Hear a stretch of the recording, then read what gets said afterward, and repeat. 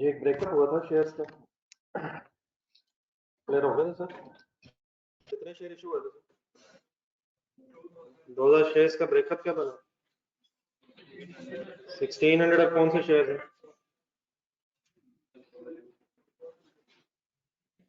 ये online share से बात नहीं कर रही है? देखिए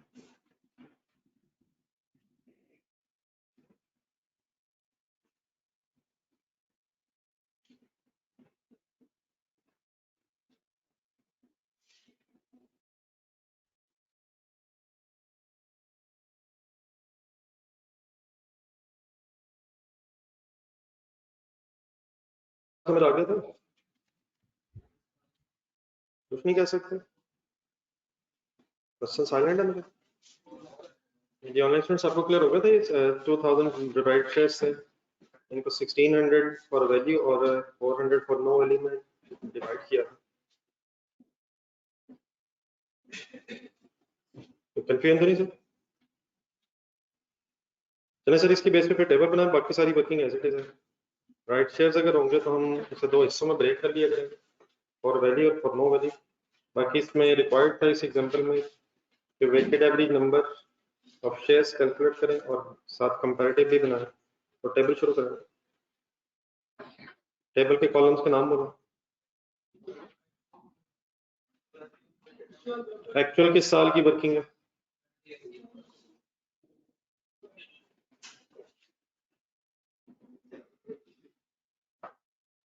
करंट ईयर की फिगर्स को फिर आपने वेट करना, टाइम वेट और एडजस्ट करना।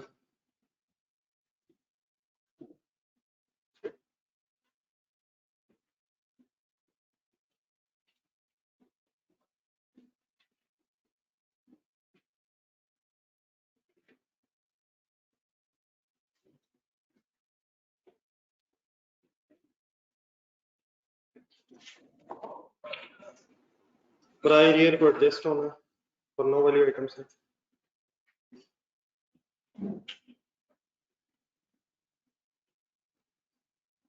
एक्चुअल कॉलम बनवाया था।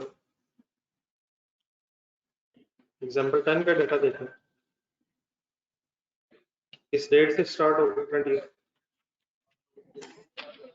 ड्रॉप डाउन शेयर्स कितने?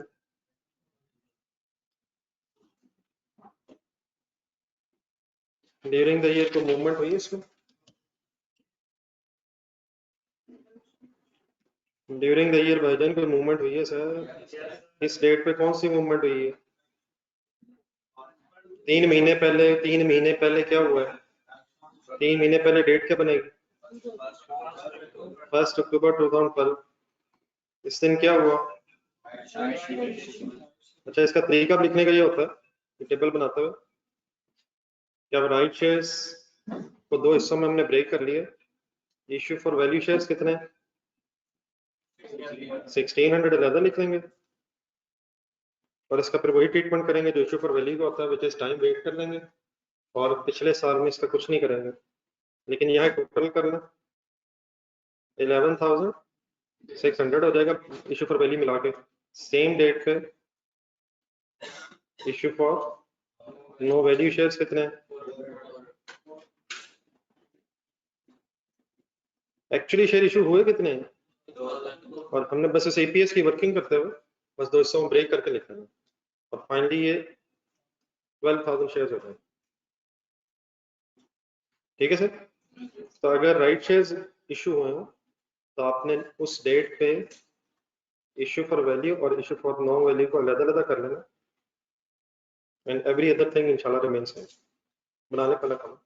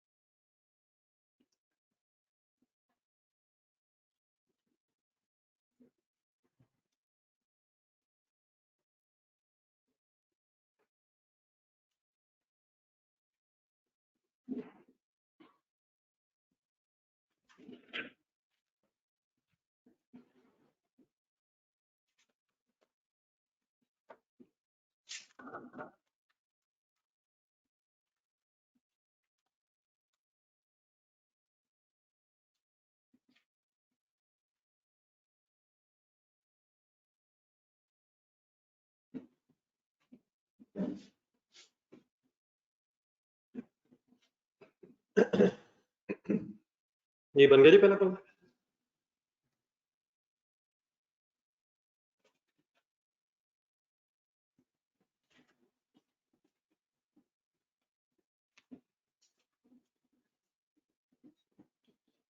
पहला कॉलम बन गया सर। करंट ईयर वेट करवाएं सर 10,000 के सामने, 10,000 के सामने भजन 1600 का क्या करूं करवाएं 1600 मल्टीप्लाइड बाय कौन से अक्टूबर नवंबर दिसंबर आंसर बताओ।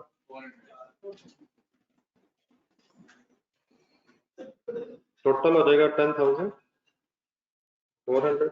करवाते पहले 400 का क्या करो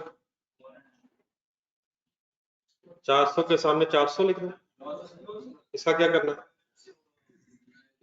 इसको क्या करना है नो वैल्यू को इसका तरीका फाइनल करें sir 400 divide by 11,600 multiplied by 10,400 ये काम कब करना फॉर नो वैल्यू नहीं for no value 400 divide by दोबारा पढ़ो 400 डिवाइड बाय 11,600 और मल्टीप्लाइड बाय 10,400 तो तरीके इसके और भी हैं लेकिन अब फाइनली मेरा ख्याल है इसी तरीके को फाइनल करना है आंसर भी 359 करना है राउंड ऑफ करना फाइनल टोटल हो जाएगा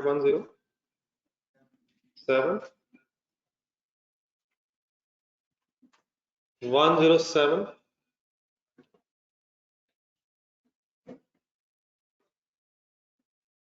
ठीक है 105,759 जी sir ji sir ji ji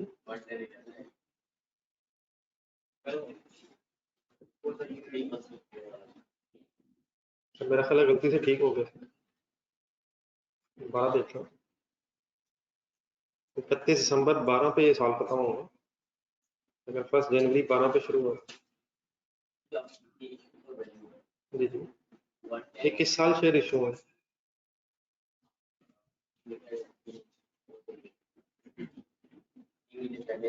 year and से तो किस ईयर में हम वर्किंग कर रहे हैं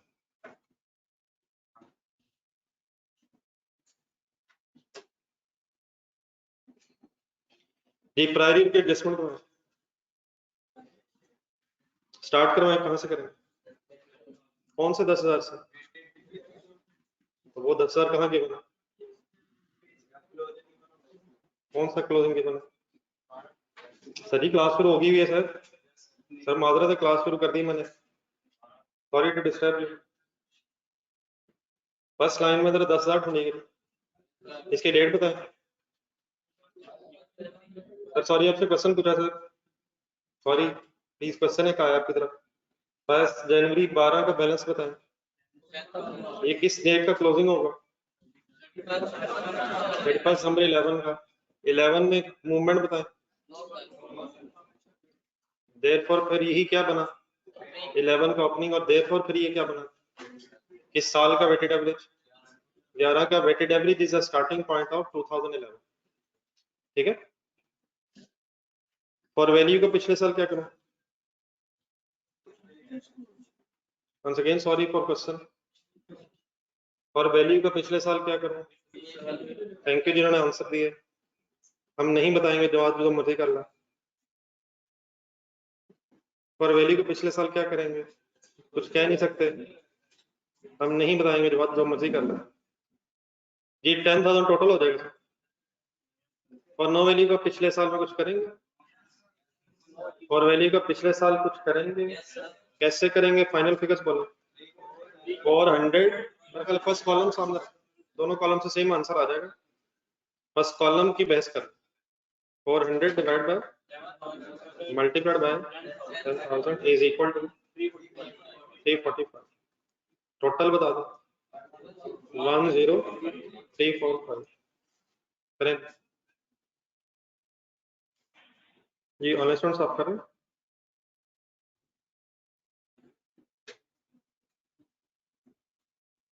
तो अगर राइट शेयर्स हो तो बस क्या करना and every other thing remain same, उसको सेपरेट कर लेना किन दो हिस्सों में, और फिर इश्यू फॉर वैल्यू को वही करना है जो हम टाइम वेट करते हैं अदरवाइज, और फॉर नो वैल्यू को वैसे ही एडजस्ट करना है जैसे आप अदरवाइज करते हैं। तो what is the only issue कि राइट शेयर्स अगर लेस देन मार्केट वैल्यू पे हो तो आपने उसे दो हिस्सों में डिवाइड करना है, for value and for no value. ये क्वेश्चन बेटा यही रिक्वायर्ड था, एसेट अर्निंग्स की फिगर्स नहीं दी हुई, ईपीएस मांगी भी नहीं थी रिक्वायरमेंट में। बस फाइनली ये बता दें कि 2012 में अगर आप ईपीएस कैलकुलेट करेंगे तो शेयर्स बेस में कितने लेंगे 10759, और लास्ट ईयर रीस्टेट कैसे करेंगे 10345 के बेस पर। पेज नंबर 175 पे एक और क्वेश्चन जल्दी से करवाओ, पेज नंबर 175 पे पहले प्रैक्टिस क्वेश्चन करवाता हूं, और करनी तो प्लीज हिम्मत करें कि क्लास एंड हो जानी है, जिस तरह आप बैठे हैं तो पता नहीं चला क्लास एंड हो जानी है। Company F had 3 million ordinary shares in issue on 1st January 17। Please game serious हो रही है। 1st January 17 को कितने मिलियन शेयर्स थे 1st April 17 it made a 142 right issue of 15 lakh ordinary shares at 20 rupees per share। कितने shares थे इससे पहले 3 मिलियन। 142 फाइनल है, ये 15 लाख कैसे बनाया उसका, कैसे बनाया 3 मिलियन डिवाइडेड बाय 2 into 1, दो के बदले एक आधे शेयर और इशू, कितने का ये शेयर इशू हुआ, देन वो कहता market price of the share prior to right issue was 50। Market price थी कितनी, इशू कितने पे की है, an issue of 4 lakh was shares were at full market value was made on 1st August 17, and ये simply issue for value। In the year to 31st December 2017, total earnings were 17.468750. In 2016, last year, EPS had been reported as 3.5 million। बाकी जो bracket में लिखा हुआ ये अभी हम खुद सॉल्व करते हैं। किस साल की EPS दी हुई रिक्वायरमेंट में, calculate the EPS for the year ended 2017 and adjust EPS for 2016 for comparative purposes। बिस्मिल्लाह पढ़ा, किस साल की EPS निकालनी है, लेकिन साथ कंपैरेटिव कौन सा देना,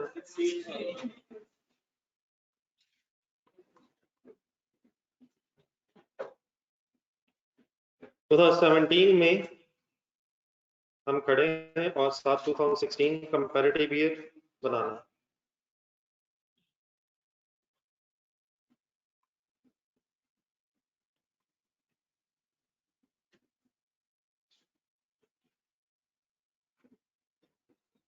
ये EPS का फॉर्मूला ज़हन में है,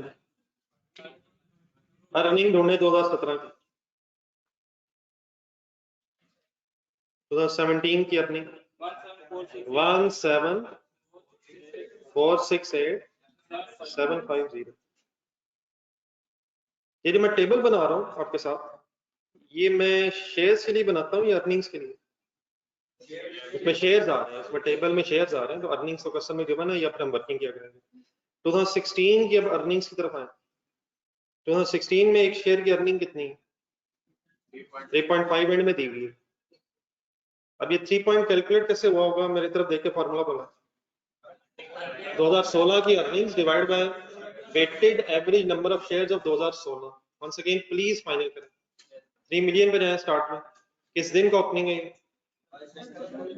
ठीक है अभी चेंज नहीं आ रहा पिछले सालों में, लेकिन अभी आ जाना है, पिछले सालों में भी चेंज हो सकता है। तो 3 million opening balance of shares हैं 2017 में, जो क्लोजिंग होगा पिछले साल का, और वंस अगेन 2016 में अगर शेयर्स में मूवमेंट नहीं है तो यही 3 मिलियन ओपनिंग के साथ साथ वेटेड एवरेज भी होगा, कैलकुलेटर पड़ेगा। ये फार्मूला ज़हन में रखिएगा। क्या निकालने लगा इस वक्त, अर्निंग्स क्या गिवन है मुझे, earning per share answer 3.5 given है। अगर हमें बेस पता चल जाए तो क्या हम अर्निंग तक पहुंच सकते हैं, कितनी है बेस, 3 मिलियन शेयर्स बेस में होंगे, तो रीअरेंज करें equation, 3 million multiplied by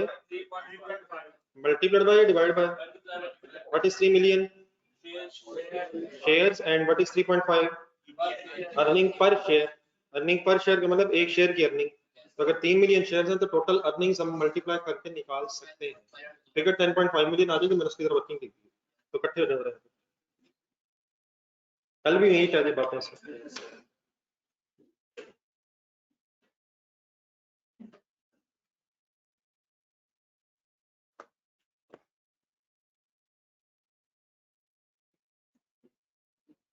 page number sir 175 है सर।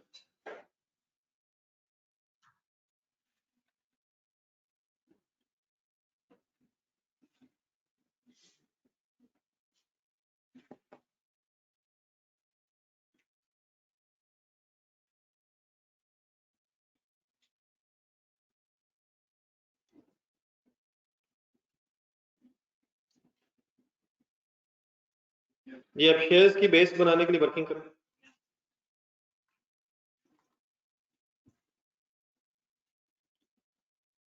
कॉलम्स बना किस साल में मौजूद है हम, तो 17 का एक्चुअल बनेगा जिस साल में आप हैं, इस 17 का वेटेड बनेगा और प्रायर ईयर कौन सा होगा, 16 को एडजस्ट करेंगे।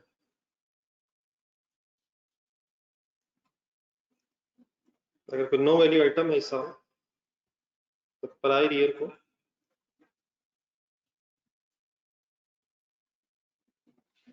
एडजस्ट करेंगे।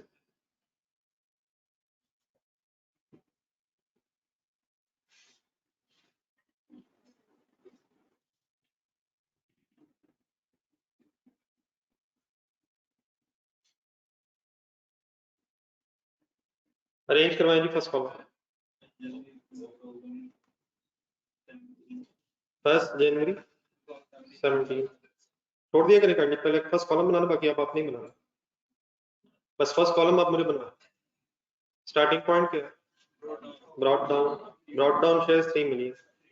अब डेट वाइज अरेंज करें।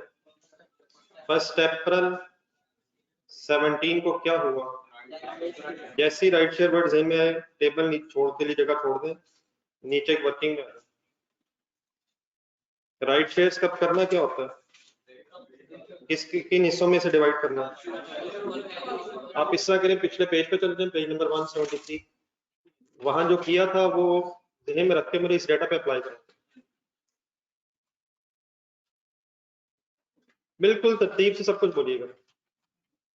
बताएं सबसे पहले क्या किया था आपने, नहीं फिगर बोल देना, मेरे फिगर जरा बोल देना आपको। नहीं वहां क्या किया, वहां वहां वहां क्या किया, सबसे पहले 10,000 उठाया। अब 10,000 की जगह यहाँ 3 मिलियन है, वैसे ये वर्किंग शायद हुई भी है लेकिन एक दफा दोबारा रिवाइज कर लो। 10,000 की जगह यहाँ क्या है, 3 मिलियन। वहां फ्रैक्शन थी 1/5, उसकी जगह यहाँ फ्रैक्शन क्या है 1/2। डेफिनेटली यहाँ शेयर्स गिवन है 15 लाख, वहां कितने बने थे 2,000 की जगह 15 लाख यहाँ शेयर्स बने, यहाँ तक ठीक है। अब दोबारा देखें आगे 2,000 को फिर क्या किया था आपने, मल्टीप्लाई किससे किया था, सही ढूंढ के, इशू प्राइस जिस पे इशू किया है 2000 इंटू 4, उसकी जगह यहाँ ढूंढे 4 की जगह 20, कैलकुलेटर पकड़े 30 मिलियन का नाम सोचने की कोशिश करें। नो अभी कहाँ इशू पर वैल्यू, इतने पैसे मिले 15 लाख शेयर इशू करके 20 रुपए का एक शेयर इशू करके हमें 30 मिलियन कैश मिला। वहां इस 30 मिलियन की जगह 8,000 था, 8,000 टोटल कैश मिला था, उसकी जगह 30 मिलियन कैश मिला। फिर आगे मैंने एक सवाल उठाया था, देख के वहीं देख कि 8,000 आपको कब मिलता अगर एक शेयर मार्केट वैल्यू पे इशू हुआ होता, तो कितने शेयर्स देते उसके बदले। एक इक्वेशन बन गई थी, शेयर्स मल्टीप्लाइड बाय क्या किया, 5 की जगह यहाँ बताएं 50 इज इक्वल टू किसके था 8,000, इस यहाँ किसके इक्वल होगा। कहना क्या चाहते हैं, मेरा बोर्ड पे देख के बताया, ये वर्किंग किस चीज की कर रहे हैं कि अगर हम 30 मिलियन कैश लेते पूरी मार्केट वैल्यू पे शेयर इशू करके, तो हमने फिर कितने शेयर इशू किए होते। तो इस वर्किंग से आपके पास क्या आ जाएगा, इशू फॉर वैल्यू शेयर आ जाएगा। वर्किंग के लिए सॉल्व करो। 6 लाख का मीनिंग बताया, issue of shares eight full market value. तो 6 लाख शेयर आगे फॉर वैल्यू, वापस उधर ही रहे। उधर 6 लाख की जगह क्या आंसर आया था? 1600। 1600 का क्या किया था? 2000 क्या था? 2000 क्या था? Total right shares. 2000 की जगह यहाँ क्या है? 15 lakh total right shares, minus उधर क्या किया था? 1600 की जगह यहाँ क्या करो? 6 लाख। तो 9 लाख क्या आ गया? Issue for no value. तो प्लीज जब भी कोई नई चीज हो, किसी एक तरीके से अगर कर ली है तो उसी तरीके से नेक्स्ट रिपीट करें। आई होप के बात क्लियर हो गई है, तो लिखें मतलब।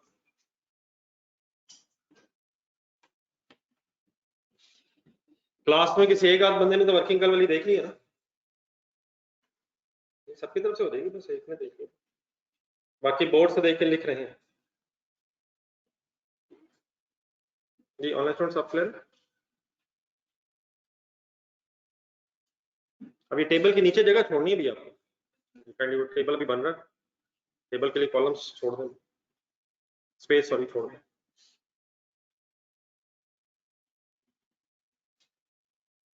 जो लिख रहे हैं इसको जरा इन फिगर्स के नाम बोल के लिखें। What is 3 million? What is 3 million यार? Shares before right issue 3 million. What is 1/2? Fraction of right shares to get number of right shares, then multiplied by issue price to get total cash received from right shares, then issue for value shares निकालने का तरीका,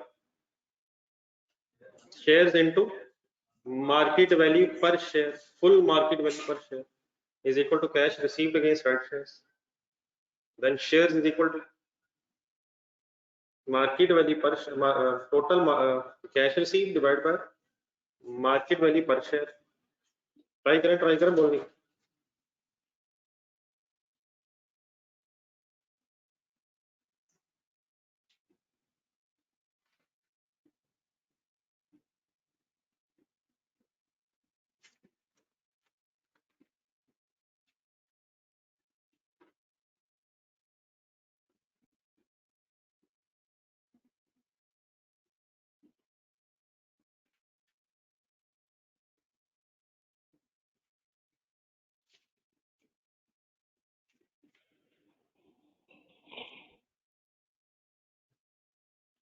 ये आखिरी line में जो figures है 15 lakh minus 6 lakh is equal to 9 lakh, ये क्या? 15 लाख क्या? Total right shares minus issue for value is equal to issue for no value. Note कर ली? चलें टेबल। राइट शेयर्स जिस डेट पे है उस डेट पे आपने दो हिस्सों में कन्वर्ट कर लिया। अब इश्यू फॉर वैल्यू कितने हैं? 6 लाख। 6 लाख लिख के बस एक टोटल करना, टोटल हो गया 36 लाख। क्यों सर? पहले पैसे लिए हैं या पहले बगैर पैसों के दे दिए?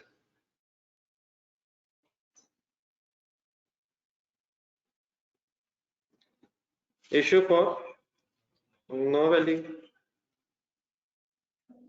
9 लाख। टोटल शेयर्स साथ साथ टोटल बस करते रहना 45 लाख।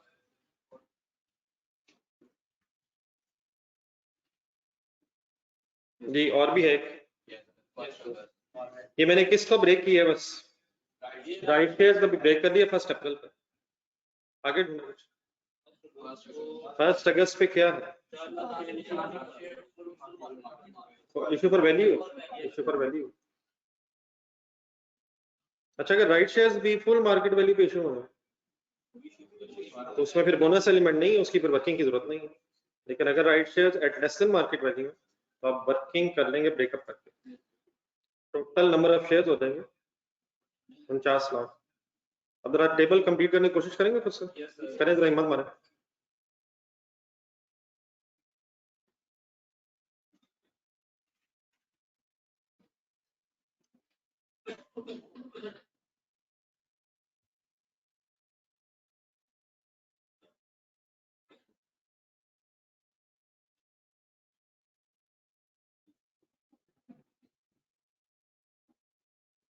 जी ऑनलाइन स्टूडेंट्स आपको मिल गई सारी फिगर्स?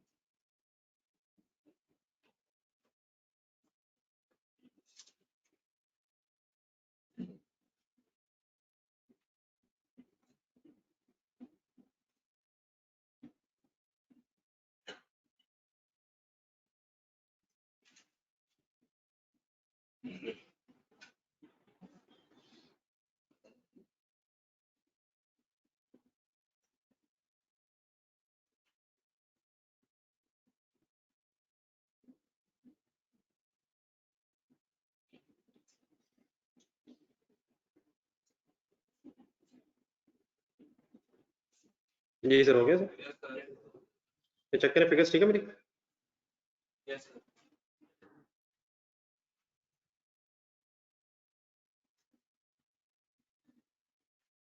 सही है जी सर, मंथ्स गिन लिए सही?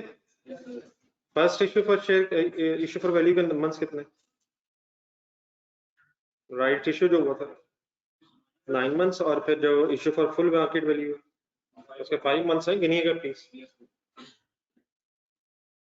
तो ये मैंने जो 9 लाख डिवाइड बाय ये कब करता हूँ मैं, 9 लाख डिवाइड बाय 36 लाख, ये फिर वैल्यू में है फिर नो वैल्यू में, और फिर उसका इफेक्ट पिछले साल में भी जाता है। Any confusion? फाइंड अप करें, फिगर्स उठाएं और ईपीएस फाइनल करें, ऊपर अर्निंग्स लिखी हुई है।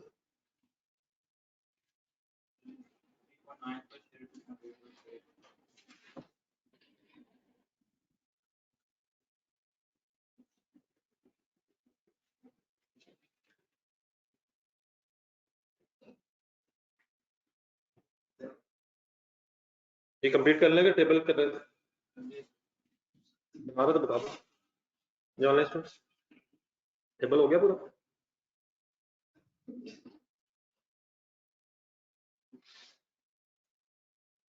एक दफा अपने हाथ से कंप्लीट करने करनी, कौन से शेयर्स किसकी बेस में और कौन से शेयर्स किसकी बेस में जाने।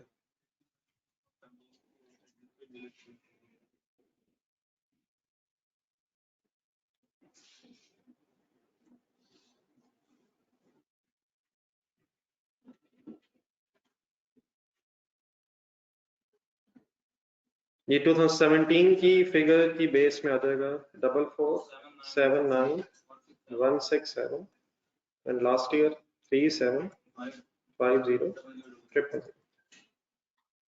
EPS की फिगर आ रही है 3.9 पर शेयर एंड 2.8 पर शेयर।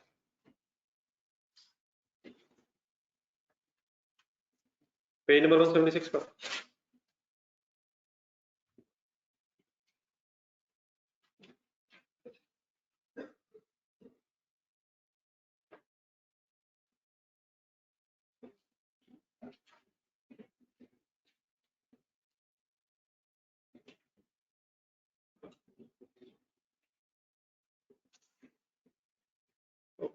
completed please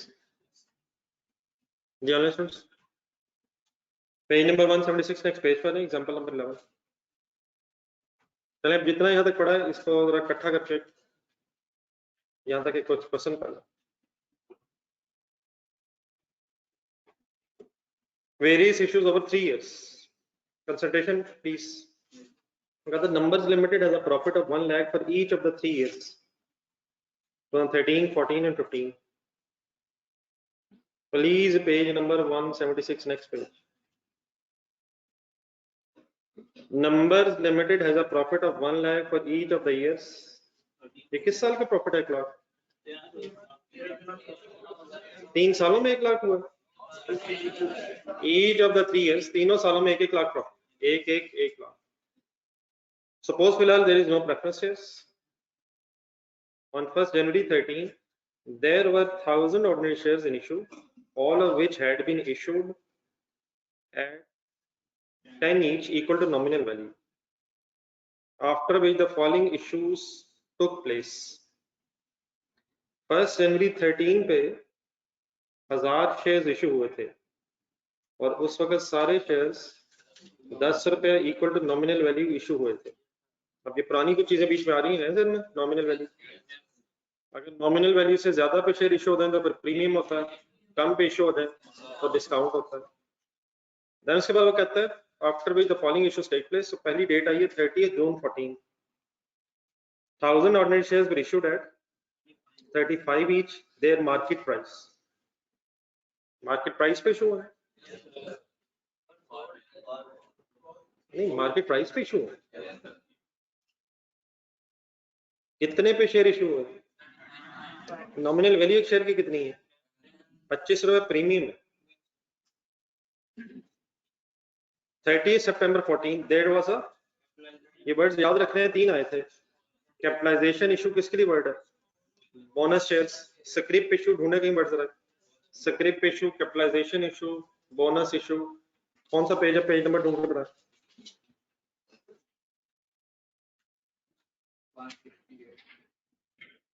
168 पे जहाँ इशू फॉर नो वैल्यू की डिस्कशन आई होगी उसमें फर्स्ट लाइन में शायद लिखा होगा। 169 इसका फर्स्ट पैराग्राफ ढूंढे, दरमियान में second point. Examples of this include capitalization issue bracket में पढ़ के लिखा है, बोनस इशू, स्क्रिप इशू। तो बोनस शेयर्स लिए वर्ड दो कौन से? कैपिटलाइजेशन इशू भी है और स्क्रिप इशू भी हो सकता है। तो लिखने इधर आके capitalization issue means bonus shares. So there was a capitalization issue of 1 share for every 2 shares in issue on this date. थोड़ा सा टाइप शायद नहीं हुआ। On 30th June 15, 2000 ordinary shares were sold for 40 each and once again their market price. इसमें कितना premium? 30 premium. And 31st August 15, there was a share split whereby every share in issue become 3. हर एक share 3 में convert हो गया। हाँ जी वो ठीक है। अब रिक्वायर्ड पे आएंगे। सबसे पहले क्या होता है? Generalise the issues. जनरलाइज का मतलब जनरल एंट्रीज करें इन इश्यूज की for the year ended 2014 and 15। फिर बी रिक्वायरमेंट है calculate the basic earning per share to be disclosed. फिर सी में भी है, पहले इधर ए रिक्वायरमेंट कंप्लीट करें, रजिस्टर खोलो। सब कुछ हो गया हुआ है जो हम डिस्कस करेंगे, तो फुल कंसंट्रेट कीजिएगा।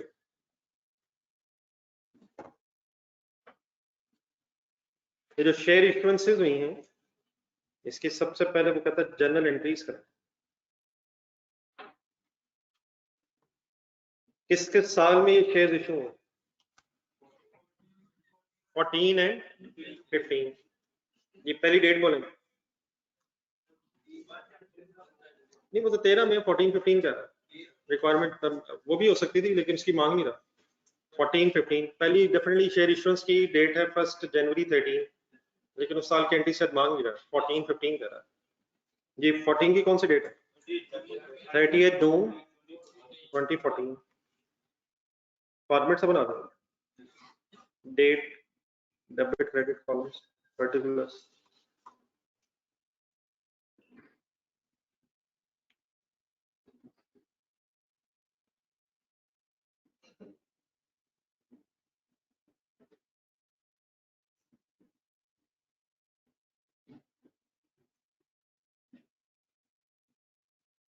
जी करें स्टार्ट। पुरानी चीजें ध्यान में रखनी है और नई चीजें बीच में ऐड करनी है जी। एंट्री बोलेंगे कैश या बैंक डेबिट, पैसे आने जाने। शेयर इशू में कितने हुए हैं? 1000 इशू हुआ है। कितने का इशू हुआ है? तो 1000 into 35,000 cash debit, cash bank debit. ये share capital credit by, share capital ने हमेशा क्रेडिट होना है नॉमिनल वैल्यू से। एक शेयर की नॉमिनल वैल्यू कितनी है? तो 1000 इंटू 10, और जब 25,000 रुपये बन जाएगा रिमेनिंग शेयर प्रीमियम में चला जाएगा।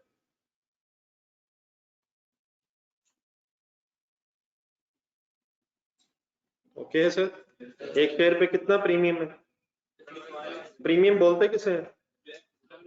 नॉमिनल वैल्यू या पार वैल्यू या फेस वैल्यू से जो ऊपर अमाउंट होती है। नेक्स्ट डेट बोलो। 30 सितंबर 14, क्या हुआ इस दिन?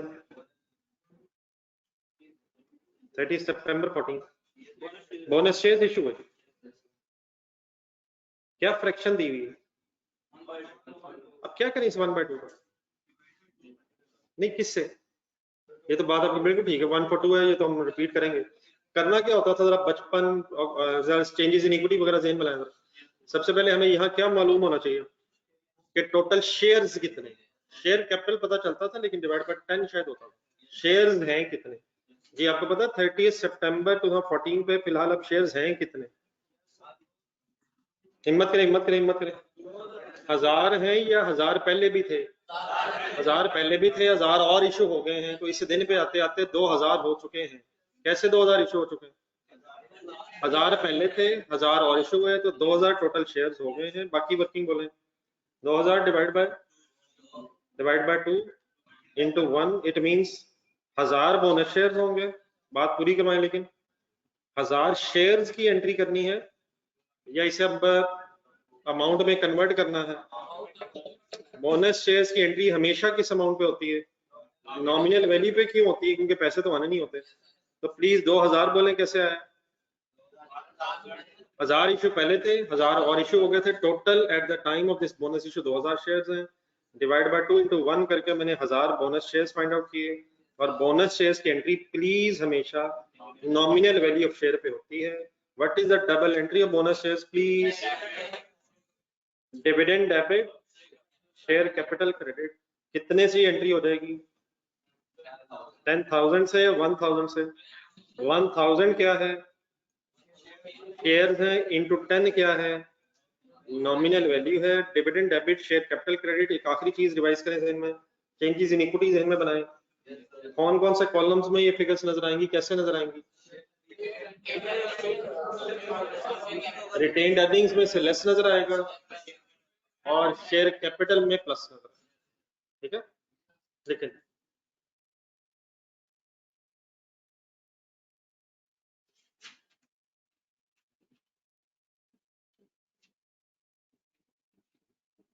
जी ऑनलाइन स्टूडेंट्स प्लीज फिगर्स मिल गई।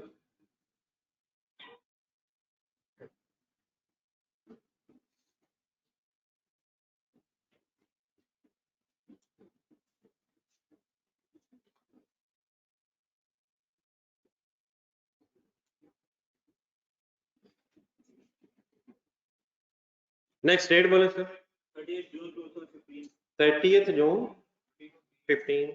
ये एंट्री खुद से करें।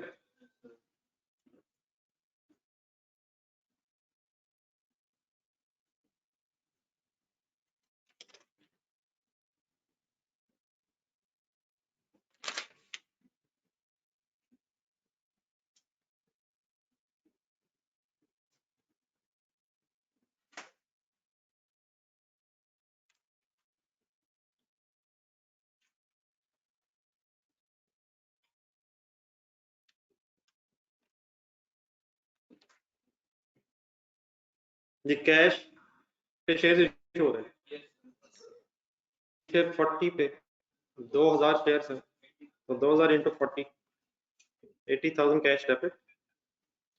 Share capital credit bye nominal amount of shares which is 2000 into 10 20,000 and difference is 60,000 share premium।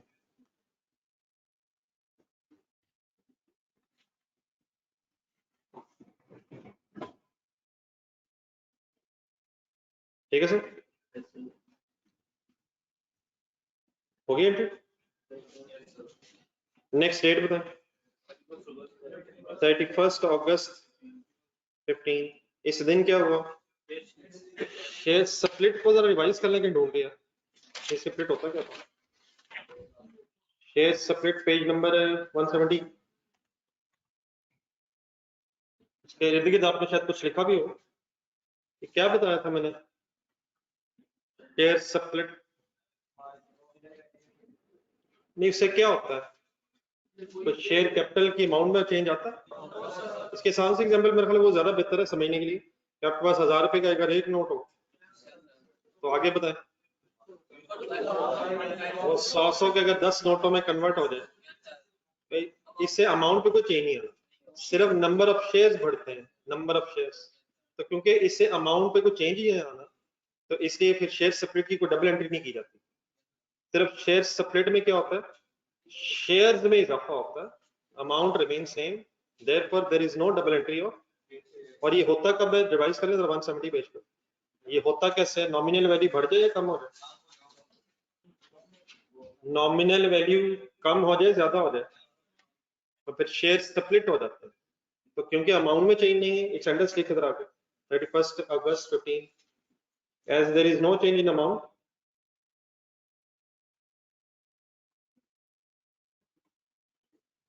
as there is no change in amount of share capital। ठीक है ना please? Amount में change आना है, सिर्फ किस में आना है? तो शेयर्स की तो एंट्री होनी नहीं, अमाउंट की होनी है। तो as there is no change in the amount of share capital, therefore no entry of share split।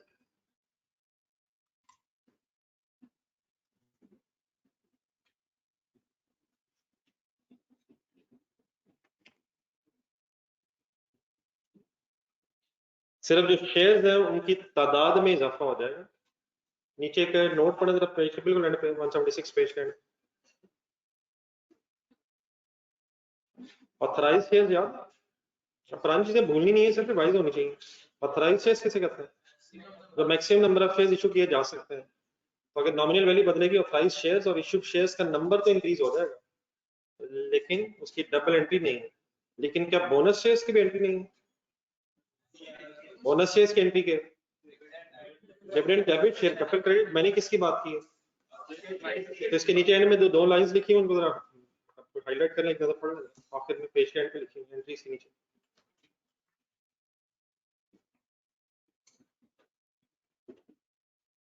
ठीक है, ठीक है सर। हाँ जी, बी रिक्वायरमेंट पे आए, ईपीएस की तरफ है। B requirement, calculate the basic earnings per share, basic means फिलहाल nothing, to be disclosed in the financial statements of the numbers limited for the year ended 31st December 2015 with the comparative figures of 2014 and 13। Normally तो comparative कितने सालों का होता है, लेकिन यहाँ कितने सालों का कंपैरेटिव मांग रहा है। तो इस एग्जांपल के बाद इंशाल्लाह काफी आपके कॉन्सेप्ट्स क्लियर हो जाएंगे, तो ध्यान से मेरी बात सुननी सारी। रजिस्टर खोलना है, किस साल में खड़े होके हम ईपीएस कैलकुलेट कर रहे हैं।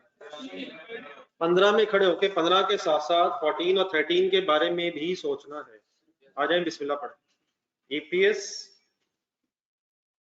फॉर द ईयर एंडेड 31 दिसंबर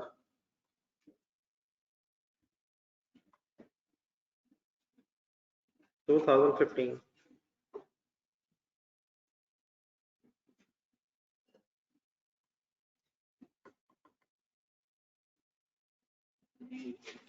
सबसे पहले करंट ईयर आ गया 15, और कौन कौन से दो कंपैरेटिव ईयर आ गए 14 एंड 13।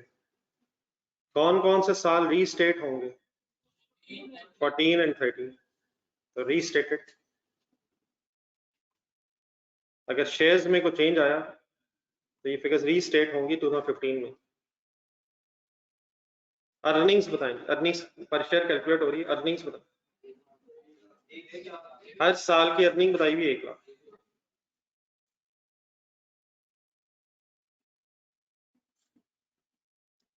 डिवाइडेड बाय क्या होगा, weighted average number of shares. अब weighted average number of shares की तरफ आ जाए, थोड़ी स्पेस रखने पर के लिए। अब टेबल में 1 मिनट जरा कॉलम जब मैं बनाऊंगा तो वो जरा सुन ले जरा, और शायद कुछ एक्स्ट्रा कॉलम होना चाहिए। अपना नॉलेज जो भी अभी तक आपको ईपीएस का है ध्यान में रख के बताएं। सबसे पहले कॉलम किसका होगा, कौन सा साल एक्चुअल है 15, कौन सा साल वेट होना है, यही 15 वाला करंट ईयर वेटेड में कन्वर्ट होना है।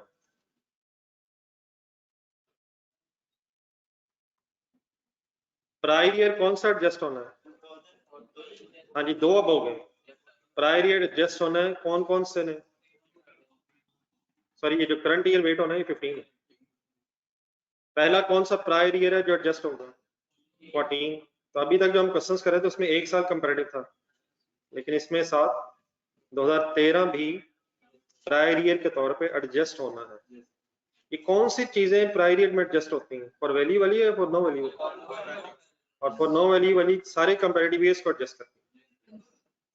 तो 4 कॉलम क्यों हो गए, 2 कंपैरेटिव ईयर्स बनाए। इसी बंद कर देते हैं सर, आप सवाल बना। मेरी कौन सा कभी कोई आपने बात मानी,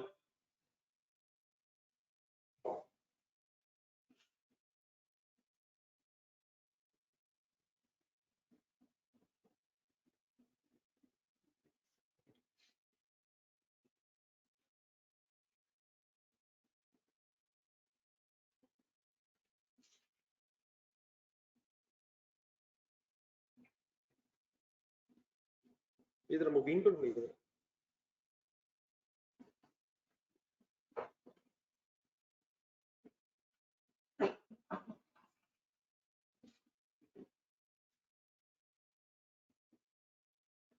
ये मुबीन जरा ये पिछले बंद वैसे बंद कर लो मेरा, और अगला भी एक बंद। ये हेडिंग्स बन गई सर, रुक जाएंगे तो सबसे बेस्ट है। सबसे इंपॉर्टेंट कॉलम ये एक्चुअली है, एक्चुअल अगर सही बन जाए तो बाकी तो आई होप कि अब रिपीट हो रहा है। फॉर वैल्यू ने टाइम रेट होना है, और नो वैल्यू ने एडजस्ट होना है। तो एक्चुअल शुरू करवाएं काइंडली, रुक जाए जहां भी। ये ब्रॉड डाउन डेट बोले 1 जनवरी 15, यार खुदा के लिए 15 13 से शुरू हो जाए। 15 मैंने भी 15 ही कहा, मैंने कौन सा कहा आपने कुछ और था। 1 जनवरी 15 का ब्रॉड डाउन शेयर्स बताएं। वो हजार कब थे, 1000 कब थे। फुली इन्वॉल्व रहिएगा प्लीज, फुली इन्वॉल्व रहिएगा, फुली। 1 जनवरी 13 को कितने शेयर्स थे, 13 में कितने शेयर्स इशू हुए, 13 में कितने शेयर्स इशू हुए, 13 का क्लोजिंग बताएं 1000। 14 का ब्रॉड डाउन बताएं। 14 में शेयर्स इशू हुए, 2 हो गए सर, 2 दफा हो गए। 14 में 2 दफा हुए हैं। पढ़े सर, सवाल अपना अपना देख नहीं देख, मतलब ये सवाल में लिखा हुआ। 14 में कौन कौन से डेट पे शेयर्स इशू हुए हैं? मार्केट वैल्यू पे भी इशू हुए हैं और बोनस शेयर्स भी इशू हुए हैं यार। 14 में इसका बेहतरीन तरीका ये है कि यकीनन हमने वर्किंग करनी 15 की और 15 में कंपैरेटिव एडजस्ट करना, तो थोड़ी सी और वर्किंग कर लेते हैं। मतलब 14 का एक्चुअल अब इस तरह ना बनाया, पहले मेरी बात पूरी करने दीजिएगा। हो सकता है समटाइम्स हमें अपनी वर्किंग करने के लिए पिछले सालों की फिगर्स भी ढूंढनी पड़ जाए। कैलकुलेटर पे यकीनन आ सकती हैं, लेकिन अगर इस वक्त पहली स्टेज पे लिख के अगर देख लें तो बेहतर है। मैं किस साल में क्यों चला गया, ताकि मैं 15 का ब्रॉड डाउन ढूंढ सकूं। 14 का ब्रॉड डाउन बताएं, कौन सा 1000 या हो सकता है अगर 13 में शेयर इशू होते तो हमें 13 की भी वर्किंग करनी पड़ सकती थी। तो जरूरत तो नहीं है उसकी, लेकिन मैं ये सब कुछ आपको जरा दिखाना चाह रहा हूँ, इसकी जरूरत भी है। वैसे कौन से साल की वर्किंग करते हुए मैं 14 पे क्यों गया, 15 की वर्किंग करते हुए मैं 14 में क्यों चला गया, ताकि 14 के क्लोजिंग शेयर्स निकाल सकूं जो ब्रॉड डाउन बन रहे। 14 की वर्किंग करते करते मैं 13 में क्यों पहुंच गया, ताकि 14 का ब्रॉड डाउन ढूंढ सकूं। लेकिन डेफिनेटली 13 की वर्किंग इतनी जरूरी नहीं है। क्यों जरूरी नहीं है? क्योंकि उस साल शेयर इशू नहीं हुए। लेकिन जो बात हम बार बार हवा में कर रहे होते हैं, आए उसको जरा सही तरह करें।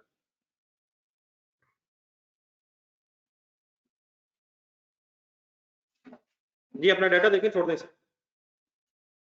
2013 में पहुंच गया मैं। 2013 का ब्रॉड डाउन शेयर्स बताएं। हम नहीं बताएंगे, हम अभी भी नहीं बताएंगे। मैं लिख देता हूँ भजन, आप थक गए। 1000 शेयर है सर ब्रॉड डाउन 2013 के। 13 में कोई मूवमेंट ना होने की वजह से तो कैरी डाउन भी 1000 हो तो गया, लेकिन जरूरी नहीं है। अब ये 1000 किस साल का क्लोजिंग हो गया, प्लीज किस साल का हो गया यार। तो 13 का जो ब्रॉड कैरी डाउन है, सॉरी, वो 14 के स्टार्ट पे ब्रॉड डाउन बना।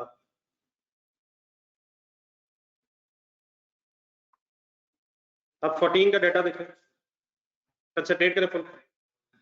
13 में क्या हुआ,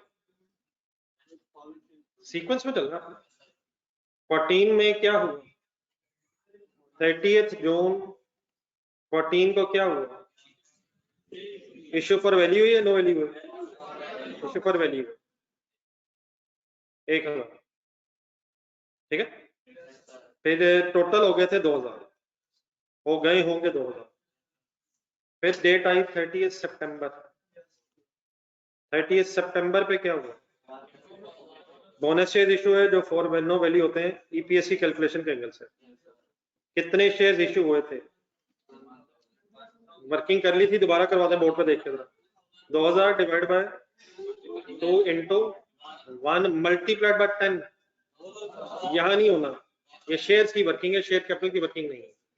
क्लोजिंग शेयर्स कितने हो गए, 3000। ये 3000 शेयर्स किसके लिए ब्रॉड डाउन बन गए। अब बाद में वर्किंग सारी लिखेगा, अब इस वक्त नहीं लिख सकते आप। यहां तक बात समझ आ गई। अब 15 कंप्लीट करो। सवाल डेटा में है, डेटा सवाल में है। डेट बोले 30 जून 2015 को क्या हुआ, इश्यू फॉर वैल्यू या no value, issue for value हुए 2000 शेयर्स। ये 2000 शेयर्स इश्यू होने से टोटल 5000 शेयर्स हो गए। देन उसके बाद क्या हुआ, 31 अगस्त 2015 को शेयर स्प्लिट हुआ। Share split is an example of issue for value या no value, issue for no value. Calculator उठा लें, इस फ्रैक्शन को फाइनली अप्लाई करवा दें। पढ़े सेंटेंस वाले पढ़े, every share in issue become free, every share become free। क्या करूं, 5000 डिवाइडेड बाय 1 इंटू 3। ये पहले टोटल आएंगे या इतने से इंक्रीज आएगा, एक 3 में कन्वर्ट हो गया, इसका मतलब एक कितने से बढ़ के 3 हो गया? नहीं, एक 2 से बढ़ के 3 हो गया। एक 3 होने का मतलब एक 3 का मतलब एक इनमें 3 2 जमा हुए और 3 बने। लेकिन according to 5000 divide by 1 into 3 15,000 कहाँ लिखूं? टोटल में पहले टोटल मिला है और क्या अब आपको पता है कितने शेयर्स का इजाफा हुआ? 10,000 शेयर्स का इजाफा हुआ। ये हमने बैलेंसिंग कैलकुलेट की। आई होप कि रिपीट होगा। Any confusion? Any confusion? बाकी अब आपने इसी तरह पहले ये वाला कॉलम कंप्लीट करना, बाकी फिर इसके बाद नीचे जो मैंने वर्किंग की है वो प्लीज लिख लीजिएगा अपना।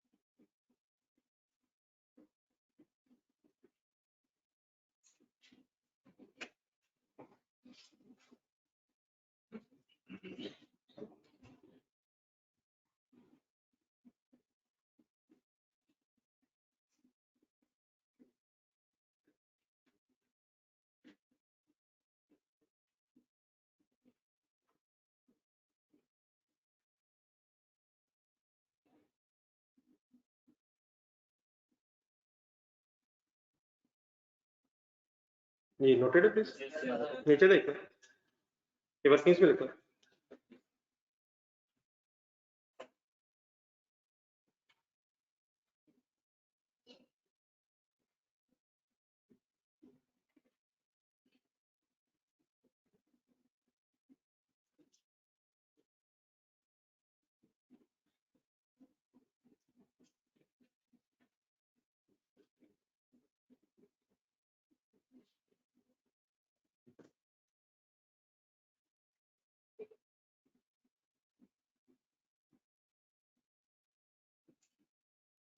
इनके साथ कॉलम्स की जगह छोड़नी हमें शायद पिछले सालों की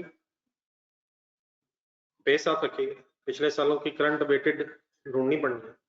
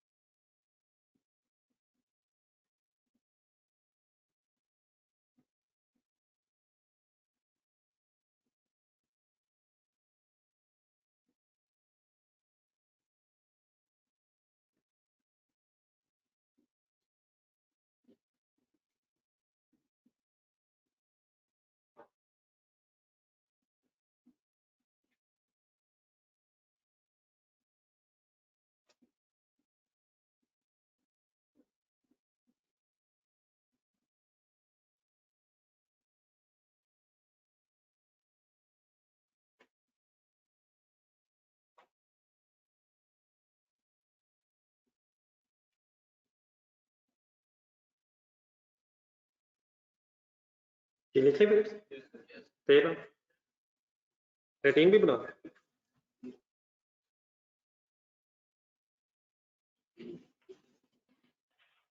किस साल की वर्किंग कर रहे हैं, पहुंचे कहाँ हुए? रीजन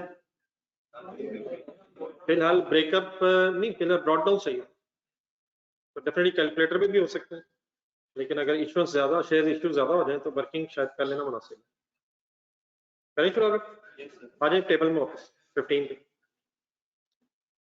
तो 15 को वेट करना कैसे? 3000 2000 का क्या करें? 2000 मल्टीप्लाई बाय ये करें खुद से 6 बैट पर टोटल 4000 वाइंड अप करें। हाँ जी, जैसे ही नो वैल्यू देखें बस बात खत्म करें।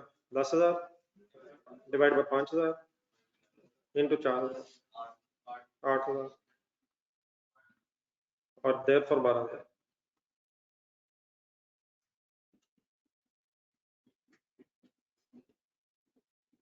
नेक्स्ट कॉलम लेकिन मेरे साथ है, मैंने किस साल को क्या किया है? 15 को मैंने वेट कर लिया, क्लियर है? अब आइए इधर 14 का स्टार्टिंग पॉइंट बताएं। हाँ जी बिल्कुल सही, पूरे वर्ड्स अब जहन में आएंगे तो बात बननी है। 2014 का स्टार्टिंग पॉइंट क्या होगा? नहीं, वर्ड सही नहीं है आपके।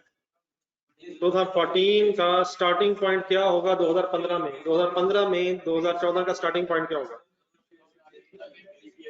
जिसकी बेस पे 2014 की पिछले साल की ईपीएस आई हो, पिछले साल की ईपीएस आई हो, तो पिछले साल की ईपीएस किस अमाउंट की बेस पे आई हो? Weighted average number of shares of 2014। तो एक सेकंड 14 फुल कंसीडरेट करना पड़ेगा। 14 का कॉलम देखना एक्चुअल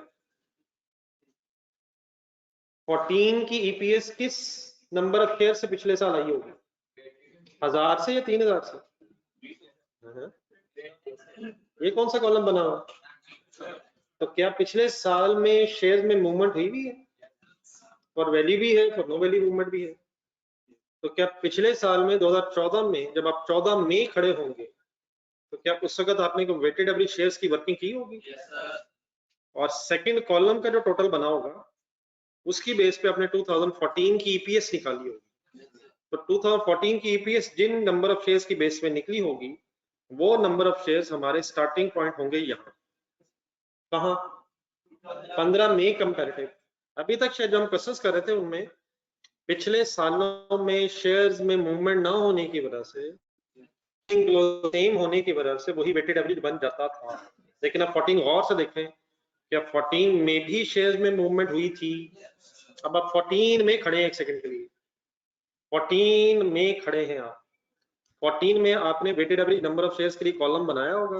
किस कॉलम की बात कर रहा हूँ? कौन सा ईयर की बात कर रहा हूँ? 14 में आपने क्या इस तरह का कॉलम बनाया होगा करंट ईयर वेटेड? अब करंट ईयर किसे कह रहा हूँ? अब यहाँ क्यों पहुंच गया हूँ? यहाँ की क्या जरूरत है मुझे? ब्रॉड डाउन वर्ड बिल्कुल गलत है, ये ब्रॉड डाउन नहीं है, ये ब्रॉड डाउन नहीं है। पिछले साल की ईपीएस का स्टार्टिंग पॉइंट निकालने के लिए ब्रॉड डाउन तो 2015 का ब्रॉड डाउन तो मिल गया मैंने। अब मैं क्या ढूंढ रहा हूँ? 2014 की ईपीएस किस अमाउंट से कैलकुलेट हुई होगी वो मैं ढूंढ लूंगा, फिर उसमें 15 के फॉर नो वैल्यू शेयर्स की एडजस्टमेंट होगी। तो ये वर्किंग पिछले क्वेश्चन में क्यों नहीं हुई, इस क्वेश्चन में क्यों हो रही है? क्योंकि हमारे अभी तक कोई क्वेश्चन में पिछले सालों में शेयर्स की मूवमेंट नहीं थी, और अगर शेयर्स की मूवमेंट है तो पिछले साल का स्टार्टिंग पॉइंट आपको ढूंढने के लिए पिछले साल के वेटेड एवरेज शेयर्स की जरूरत पड़ेगी। आ जाए 2014 में। वर्किंग मुश्किल नहीं है, रीजन क्या करने की समझ आ गई?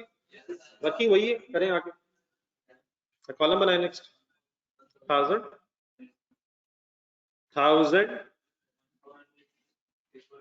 into 1000 into 6/1 500 1500 shares. हाँ जी 1000 डिवाइड बाय 2000 into 1500। ये क्या शुरू हो जाता है अचानक ही? और नो वैल्यू पे एडजस्टमेंट शुरू हो जाती है। 750 2250 जी ऑनलाइन स्टूडेंट से करते हैं। ये क्या है 2250? आप सोचते रहे एक मिनट याद फोन पे। आप किस साल में अगर खड़े होंगे तो किस साल की ईपीएस आपने ऐसे निकाली होगी? 14 में जब आप खड़े होंगे तो आपने 14 में weighted average number of shares की वर्किंग की होगी और 3000 शेयर्स के बेस पे ईपीएस नहीं निकाली होगी। 2250 शेयर्स की बेस पे आपने 2014 की ईपीएस निकाली होगी और वो 2250 हमारा स्टार्टिंग पॉइंट बन जाएगा 2014 के लिए 2015 में जब हम वर्किंग करें। अपने हाथ में इसे लिखें, ये 2250 अब यहाँ से कहाँ जाना है, लिखें लिखें अपने हाथ से लिखें।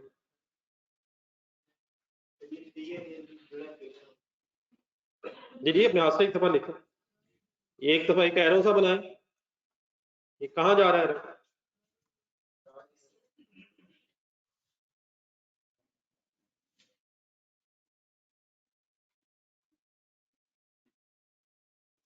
जी ओके जी प्लीज। तो 2250 प्लीज कहाँ जा रहा है, कहाँ जा रहा है, कहाँ जा रहा है, कहाँ जा रहा है? 15 मई 2014 का प्रायर जी ओके जी प्लीज। जर्नलिस्ट समझ आ गया? तो बार बार मैं एक वर्ड बोल रहा था, मैं चेंज क्यों नहीं आ रहा था, क्योंकि पिछले साल में कोई मूवमेंट नहीं होती थी। अब 2014 फाइनल करने बाद में फिर 13 का भी मसला है, वो भी आपसे पूछता हूँ। अब ऊपर आए 14 फाइनल कर, कौन सी वर्किंग में वापस आ गया हूँ, किस साल की? नहीं, अब 15 की वर्किंग में फाइनल आ, 15 में आ गया हूँ और 14 का अब आपने एडजस्ट करना है। किन चीजों के अगेंस्ट? फॉर वैल्यू या फॉर नो वैल्यू? कहाँ डैश लग गया? तो 2250 एज इट इज रहा, और आगे क्या किया आपने? 10,000 divide by 5,000 and multiplied by 2250, 45 total हो गया 6,750।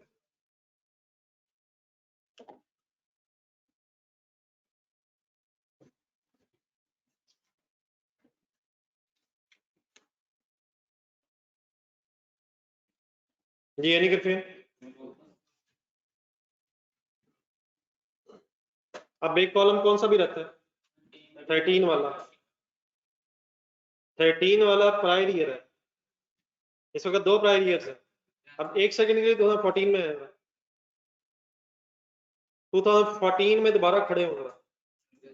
2014 में कितने शेयर्स की बेस पे ईपीएस कैलकुलेट हुई होगी? 2250। लेकिन क्या 2014 में 13 कंपैरेटिव आ रहा होगा? 2013 में फिर पिछला साल कंपैरेटिव होगा, 14 के एंगल से 13 पिछले साल कंपैरेटिव बना होगा। अब 2014 में 13 के अगर एंगल से सोचें तो क्या वो भी प्रायर ईयर है?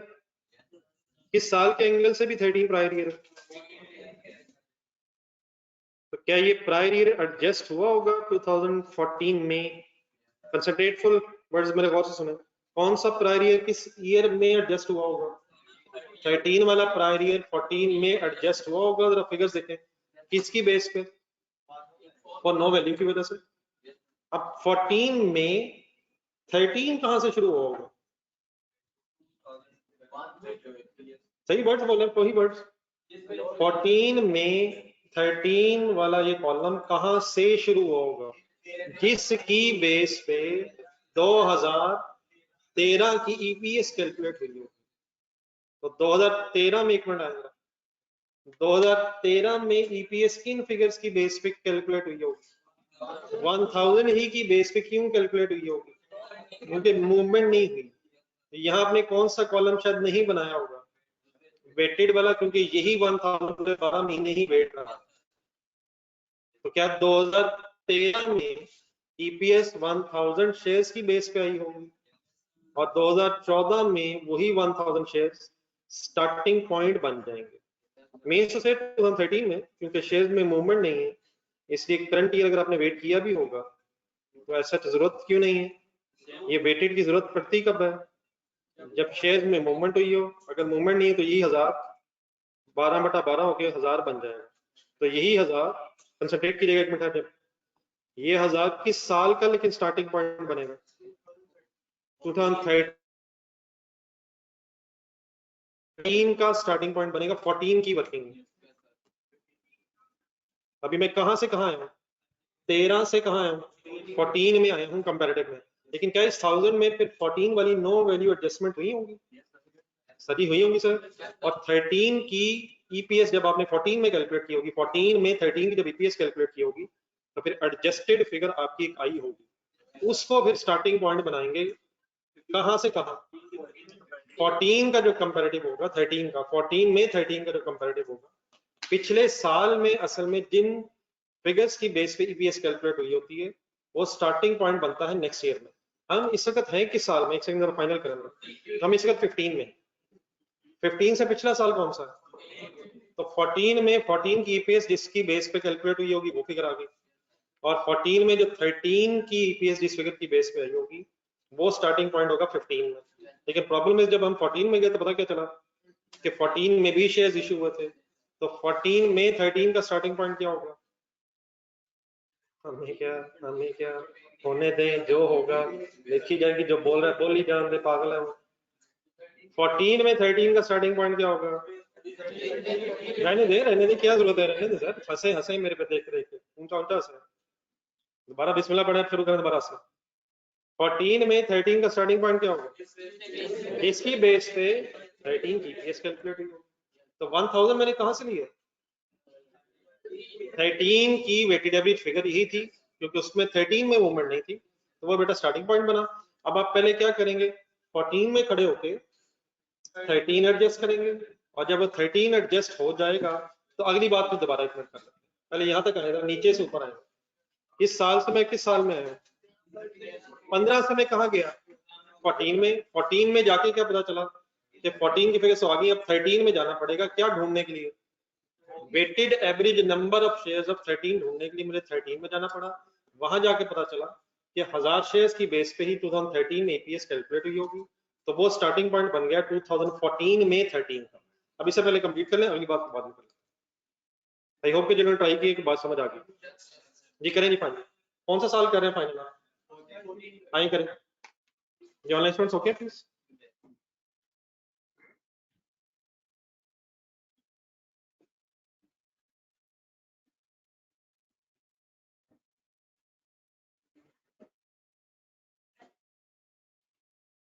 जी ठीक है, डैश अगर है तो।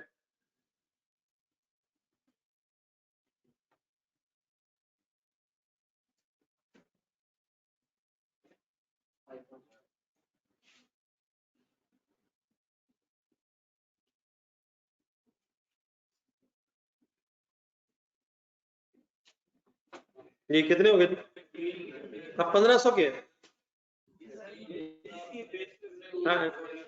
14 में जब ईपीएस कैलकुलेट हुई होगी तो 14 के शेयर से 2250 और 13 के शेयर्स हो गए थे 1500, इस साल तक हो गए थे 14 तक 2250 14 के, और 14 तक 13 के 1500 हो गए थे। अब हम कहां से कहां आ रहे हैं, किस साल से किस साल, 14 से 15 में आ रहे हैं। अब 14 में जिन फिगर्स की बेस पे 14 में ईपीएस कैलकुलेट हुई होगी वो हमारा 15 में स्टार्टिंग पॉइंट बन जाएगा। तो अपनी 14 की फिगर्स देखें, कितनी कितनी फिगर्स हैं, 2250 है जो मैंने 14 का स्टार्टिंग पॉइंट बनाया, और काइंडली फाइनल बोल दे, आगे क्या लिखूं, 1500 कैसे लिखूं, इस बेस पे 14 में 13 की ईपीएस कैलकुलेट हुई है। अब वर्ड्स फाइनल है तो एक 1500 को उठाएं और एरोज लगा लें, जरा पता चले कहां से कहां फिगर रहेंगे, पहले क्या आया फिर क्या आया। हाँ, मतलब हमें पिछले सालों में जाके वर्किंग करनी पड़ी है ताकि हम पिछले सालों की फिगर्स की बेस पे वर्किंग कर सकें। चलिए अब फाइंड अप करेंगे, बस यही इसमें नई चीज सिखाएंगे। अभी तक जो क्वेश्चंस हो रहे थे उसमें क्या लग रहा था कि शायद ब्रॉड डाउन ही अगले सालों में लिखा होता है, लेकिन वो ब्रॉड डाउन नहीं होता था, अगर मूवमेंट नहीं है तो पिछले सालों की ईपीएस उन्हीं फिगर्स की बेस पे आएगी। तो पिछले साल में जो ईपीएस की बेस में फिगर्स होंगी वो स्टार्टिंग पॉइंट्स बनेंगे कंपैरेटिव ईयर्स में। एक दफा ये सेंटेंस अगर बोल दिया जाए जिस तरह मैंने बोला तो शायद हेल्पफुल रहेगा। क्या बोला,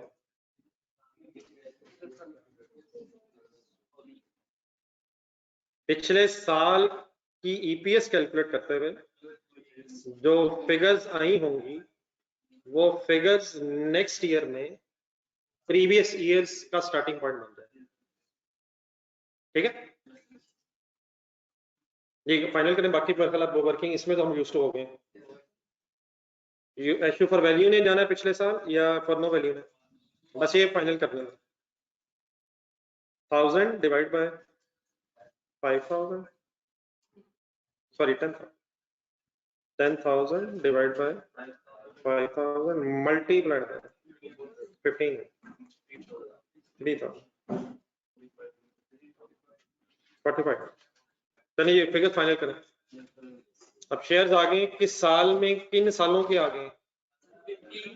15 का भी आ गया है, 14 का भी आ गया है, 13 का भी आ गया है। अब यहां से उठाएं, आपको बेस चाहिए थी अपनी अर्निंग्स की।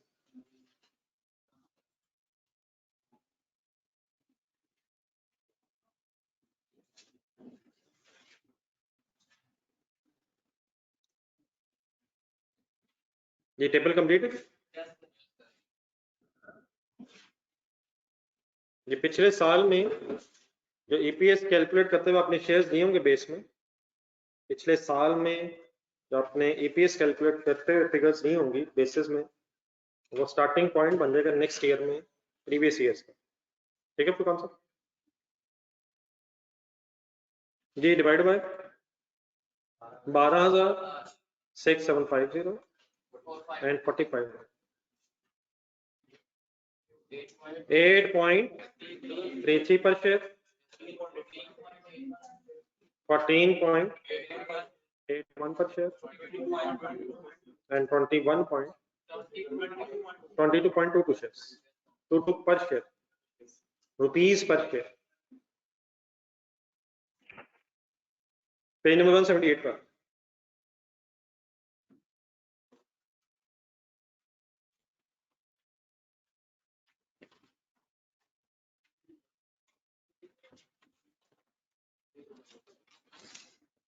जी यहां तक अब हमने पेज नंबर 168 पे, एक सेकंड जाएगा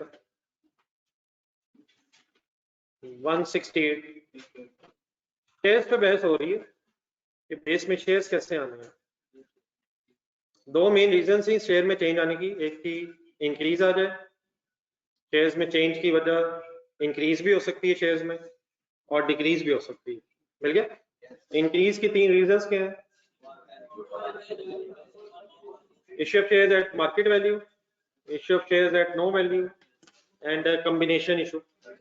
राइट शेयर जिसकी एग्जांपल है, और नो वैल्यू की एग्जांपल्स बोनस शेयर्स हैं, शेयर सेपरेट है।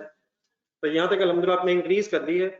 अब फाइनली नेक्स्ट आ रहे हैं डिक्रीज। डिक्रीज की 2 रीजंस क्या है?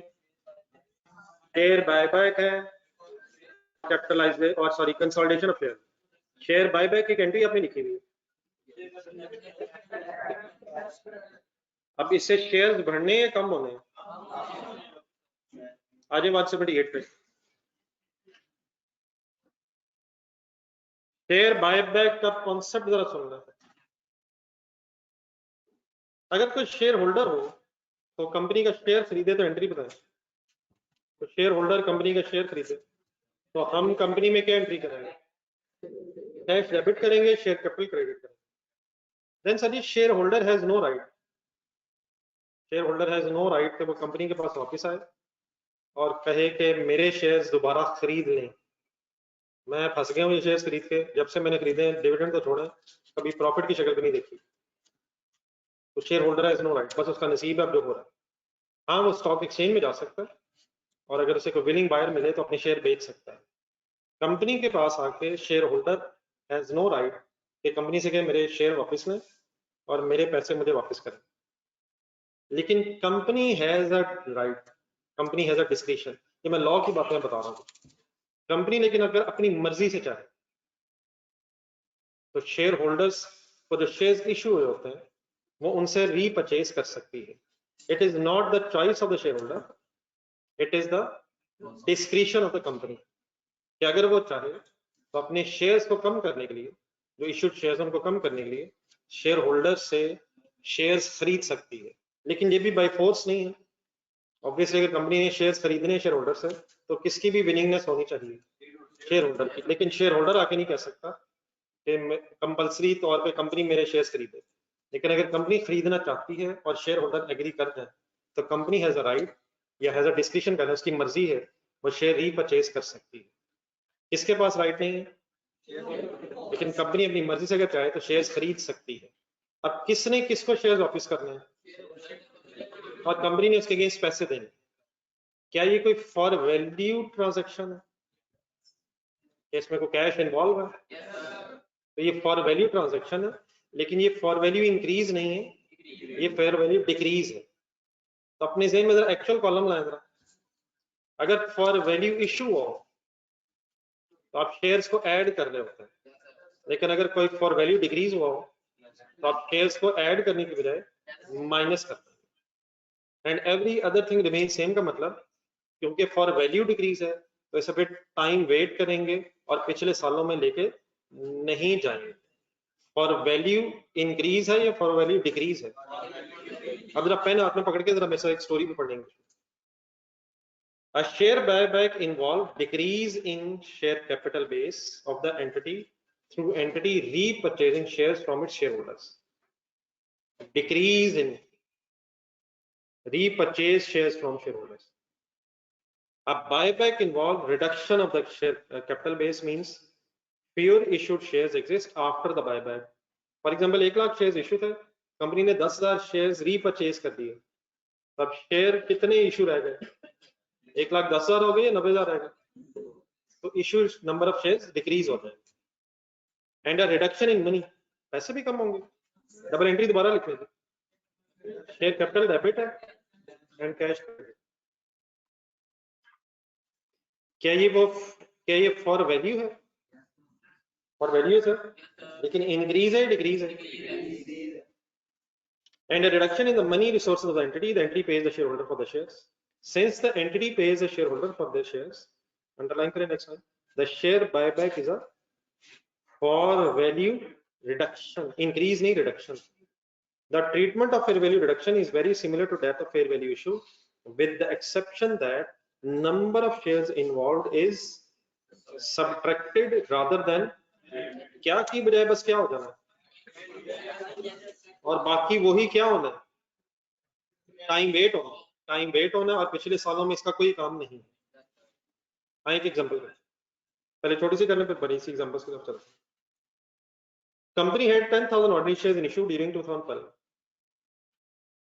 There was a share buyback of how many shares? 5,000 ordinary shares at market price. अब ये market price भी दे जाता है। 60 days before the end of the current year, which is 31st December 2013. ठीक है? The basic earning per share, the basic earnings in 2012 were 20,000 and 17,000 in 2013. बिल्कुल relax आके data देखें और रिक्वायरमेंट मैंने कैलकुलेट द अर्निंग्स पर share in 2013 along with the comparative figures. Register करें किस साल में हम हैं? 13 में, अकॉर्डिंग टू रिक्वायरमेंट 2013 में है, लेकिन साथ कंपैरेटिव बनाना है।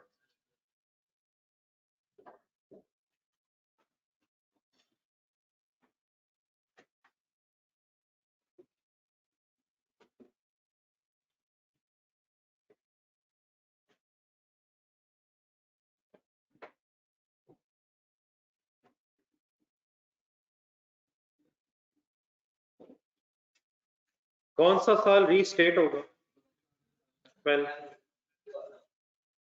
2013 की अर्निंग्स बताएं।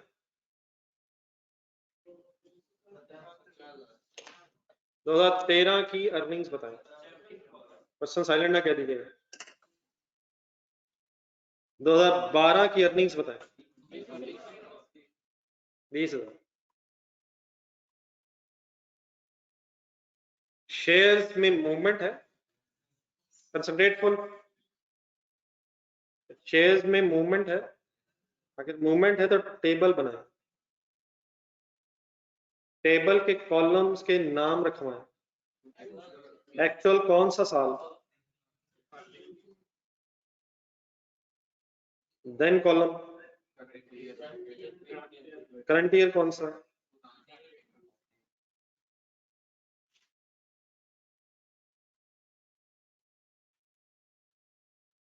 देन कौन सा कॉलम, सॉरी 12।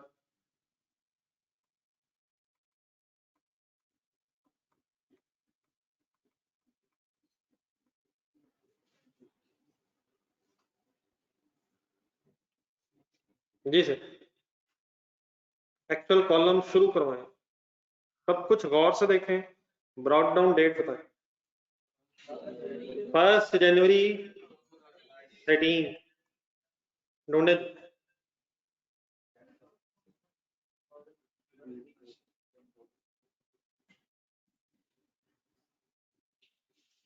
फर्स्ट जनवरी 13 का ब्रॉड डाउन बताएं।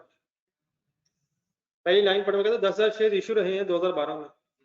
2012 में कुछ चेंज तो नहीं, तो 2012 का क्लोजिंग 10,000, 13 का ओपनिंग है, चेंज नहीं है। 12 में तो ट्रांजैक्शन नहीं, किस साल क्या हुआ है?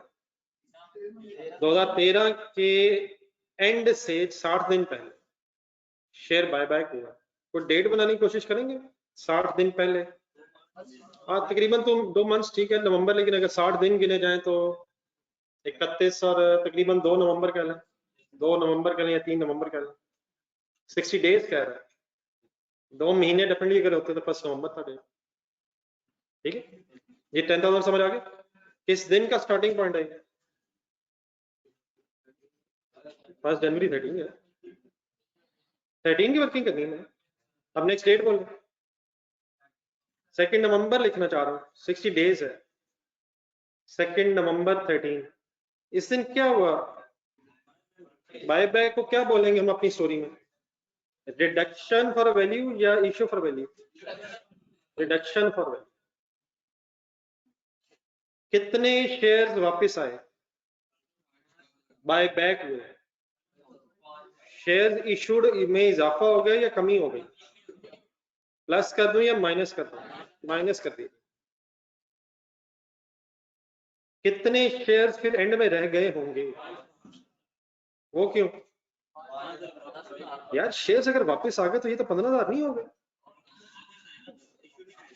इशूड शेयर्स 5,000 है, सफे वापस नहीं आए, इशूड शेयर वापस हो गए। 10,000 इशूड शेयर्स थे, 5,000 इशूड शेयर वापस आने के बाद 5,000 इशूड रह गए,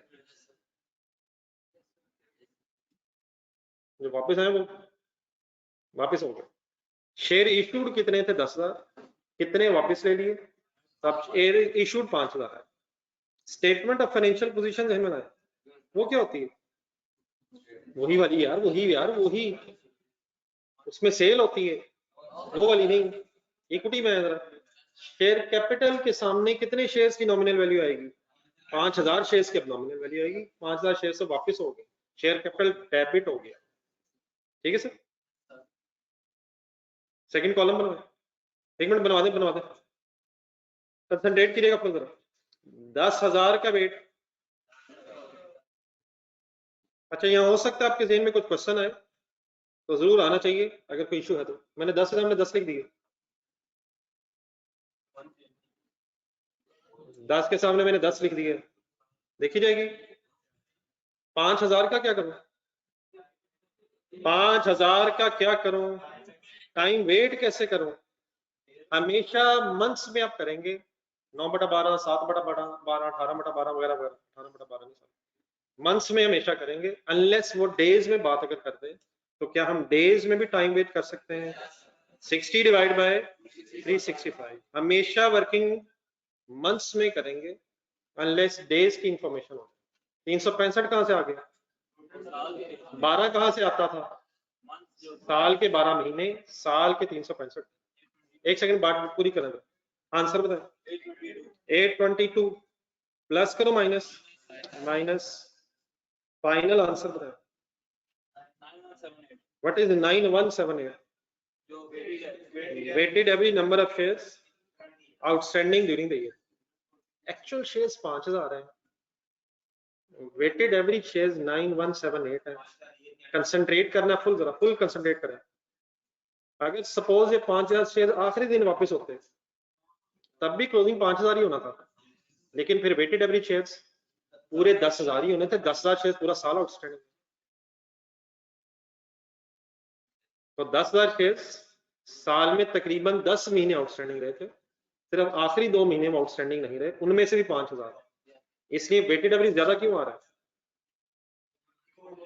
क्योंकि ज्यादा टाइम आउटस्टैंडिंग रहे शेयर, आउटस्टैंडिंग शेयर ज्यादा time. Any confusion? Any problem? जो ऑनलाइन स्टूडेंट्स कंप्लीट करें और प्रायर ईयर खुद से बनाया। What is the only change, please? What is the only change? Where is the only change? क्या होने की बजाय क्या हो रहा है? अगर क्या हो जाएगा तो इसको लिंक रखना है अपने इश्यू फॉर वैल्यू से। इश्यू फॉर वैल्यू की जगह रिडक्शन फॉर वैल्यू है और वही हो रहा है जो होना है, सवाए किसके? ऐड की जगह लेस हो रहा है। Every other thing please same.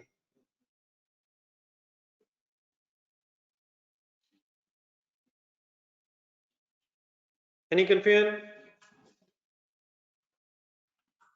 Prior year करेंगे कंप्लीट। प्रायर ईयर कहां से शुरू करो?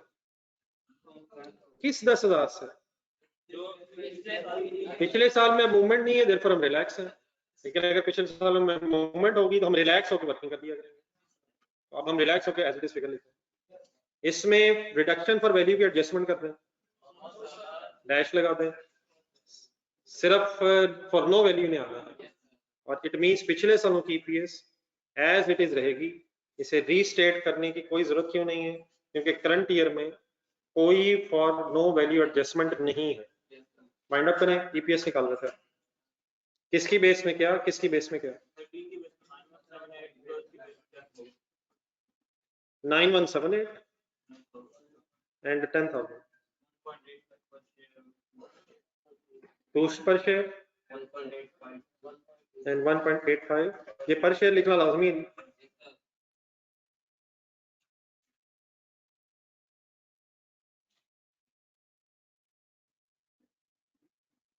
ओके सर, आ जाएगा। आखिरी चीज थोड़ी सी हो सकती है, पेज 179 क्या लिखा हुआ? ब्रैकेट बना तो कहते हैं रिवर्स शेयर स्प्लिट। ये क्या हुआ? Reverse share split. Share split क्या था? 1000 का नोट 100 के 10 नोटों में डिवाइड होगा ना।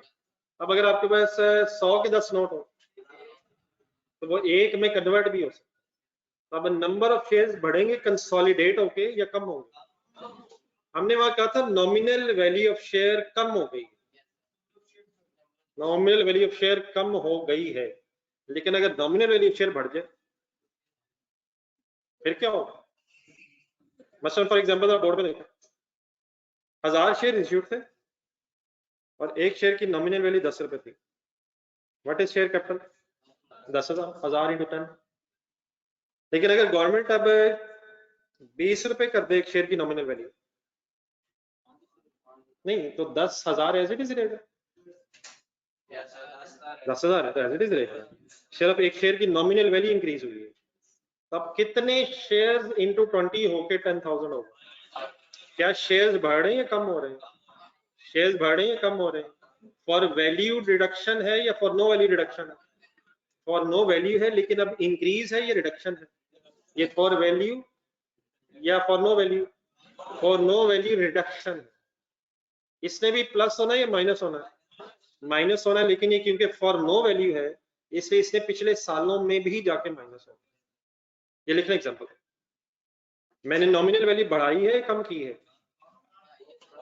अगर कम करूंगा तो शेयर स्प्लिट हो जाएंगे, शेयर्स बढ़ जाएंगे, और अगर नॉमिनल वैल्यू बढ़ जाएगी तो शेयर कंसोलिडेट हो जाएगा।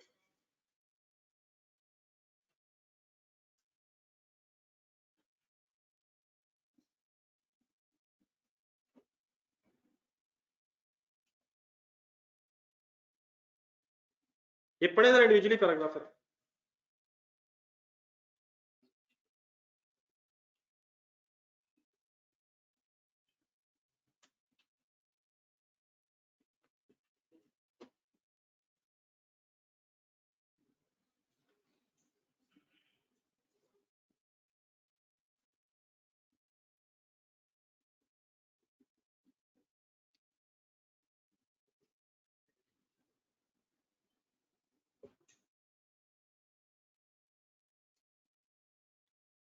जी समझे सर? सेकेंड लाइन में अंडरलाइन करना पड़ेगा, not for value reduction. For no value का ट्रीटमेंट होता क्या है? करंट ईयर के साथ साथ प्रायर ईयर भी जाती है फिगर, लेकिन अगर फॉर नो वैल्यू इंक्रीज हो तो ऐड होती है फिगर, और अगर फॉर वैल्यू रिडक्शन हो, फॉर नो वैल्यू रिडक्शन हो, तो प्लस की बजाय बस माइनस होगी। आइए थोड़ी सी एग्जांपल करना, मेरा time. Company has 10,000 ordinary shares in issue during 2012. So during 2013, company consolidated its shares such that, translate करें, हर दो एक हो जाएगा। तो पहले हैं कितने, कैलकुलेटर पकड़े, बताएं कैसे करेंगे। डिवाइडेड बाय 1, हर दो एक हो जाएगा। 10,000 डिवाइड बाय 2 इंटू 1, 10,000 कितने रह जाएंगे, 10,000 कितने से कम होके कितने रह जाएंगे, कितने से कम होके कितने रह जाएंगे, 5,000 से कम होके 5,000 रह जाएंगे, 5,000 रह जाएंगे और 5,000 से कम हो जाएंगे। 2 इंटू 1। और ये काम कब हुआ, 60 days before the end of the current year. लेकिन जब फॉर नो वैल्यू हो तो ड्यूरिंग द ईयर का कोई इशू नहीं होता है, वो चाहे शुरू में हो एंड में हो, इसका इम्पैक्ट नहीं है। बेसिक अर्निंग्स दी हुई है, तो टेबल बनाए बस, जल्दी से बना के उठा, टेबल बस बना।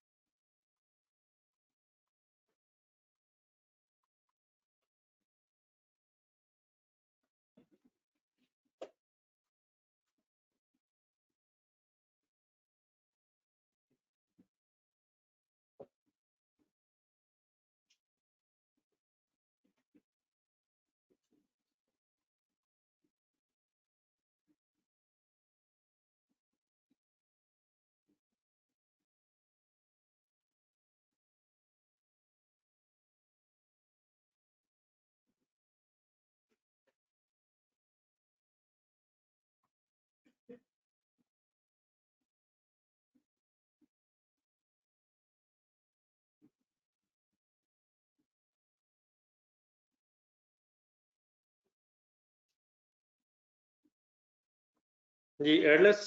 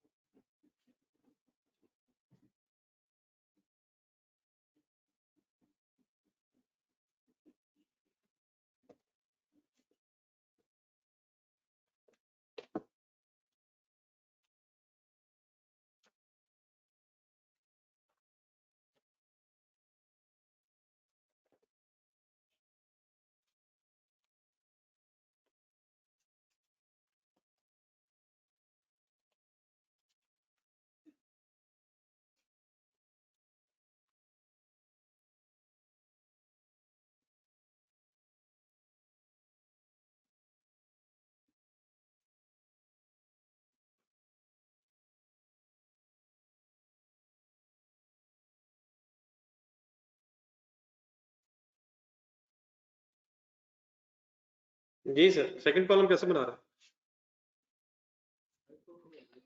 5,000 ही आ जाएगा। हाँ जी, ये इसकी रीजन पता किसी को, इससे पहले शेयर सेम है, ये वही पहली एग्जांपल आ गई। तो अगर शेयर सेम है फिर तो इन्होंने एज इट इज ही होना है, लेकिन अगर उनका वेट डिफरेंट हो जाए तो फिर अकॉर्डिंगली एडजस्टमेंट हो जाती है। अगर फिगर सॉल्व करना चाहिए, वन सेकेंड सॉल्व हुई भी है, कैसे सॉल्व हुई है, 5,000 बटा 10,000 इंटू, ठीक है, तो क्योंकि दोनों की बेस सेम है इसलिए शायद सेम फिगर आ गया। प्रायर ईयर कैसे शुरू होगा, वहां भी 5,000 पूरा क्यों आ रहा है, फिगर सारी सेम है। प्लीज क्लियर है सर, लेकिन ये डिफरेंट हो क्यों हो जाती है, अगर वेटेड में फर्क आ जाए तो फिर अकॉर्डिंगली एडजस्ट हो जाता है।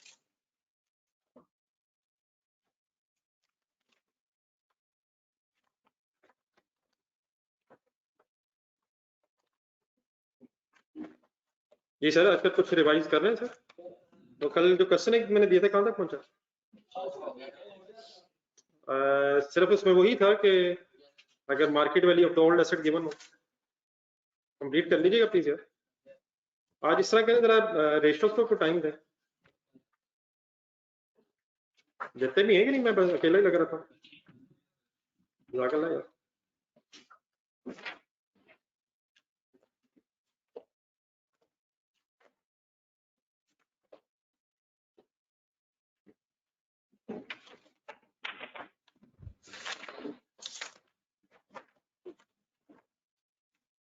मकसद इनका ये है कि पुरानी चीजें जरा रिवाइज रहें। ये पेज नंबर 201, ये क्वेश्चन हमने बार बार शायद अब किए हुए, लेकिन इसका रिवाइज करने का तरीका ये होता है कि फॉर्मूले देख लें दोबारा, फिगर्स दोबारा। हाँ जी, वॉल्यूम 1 में, वॉल्यूम 1 में पेज नंबर 201 से लेके और 207 तक है। खास तौर पे कमेंट्स पढ़ा करें दोबारा, बार बार पढ़ के, ताकि खुद से लिखने की कोशिश हो सके, ठीक है। लेकिन एक छोटा सा काम और रख लें, ये तो पुरानी क्वेश्चन है।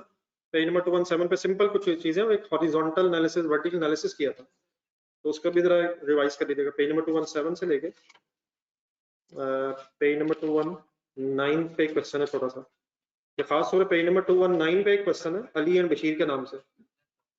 इसकी जरा एक अच्छी सी एफर्ट होनी चाहिए, नई चीज बची है शायद। 217 और 218 पे तो वही हॉरिजॉन्टल वर्टिकल एनालिसिस है जिनमें, अगर सही में ना आए तो पिछले चैप्टर में देख लीजिएगा कि कैसे फिगर सॉल्व होती है। और अली बशीर के नाम से क्वेश्चन है रेशियोज में, उसमें ये कोशिश कीजिएगा, इसमें शायद एक आध जगह इशू हो फिर आपको, या बल्कि काम करें कि एरर है इसमें। पेज नंबर 221 एक छोटी सी करेक्शन कर लेना। पेज नंबर 221 पे इंटरेस्ट कवर रेशियो कैलकुलेट हुई हुई है, ये अगर नहीं भी बुक है तो बस अपने पास नोट कर लेना। पेज नंबर 221 है, इंटरेस्ट कवर रेशियो कैलकुलेट हुई हुई है, उसका आंसर जो है वो मिस सही टाइप नहीं हुआ, वो आंसर 1.93 टाइम्स है उसका आंसर। ये अपने पास जरा लिख लें, सही आंसर मैं बता रहा हूँ।